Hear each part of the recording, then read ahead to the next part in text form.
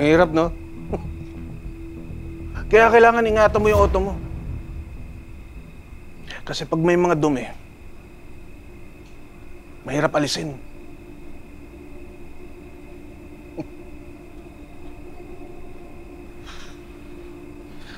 Nakakwento ko na ba sa'yo yung kakilala kong hindi magkaanak? Nang dahil mahal niya yung misis niya na gustong-gustong magkaanak. At para may magdala ng pangalan niya, nag-ampun siya. Binigay niya lahat dun sa batang yun.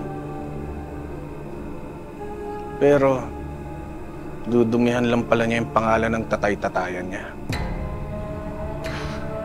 Anong sinasabi niyo pa? Tayo.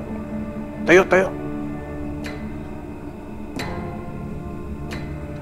Hindi pa ba malinaw sa'yo rin? Ha? Ikaw ang bata sa kwento ko.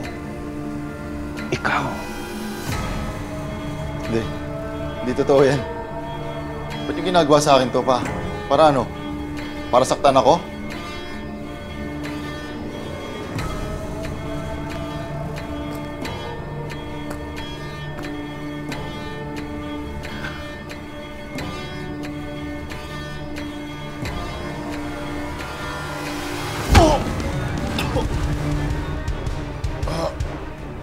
Masakit ba malaman ng totoo? Ha?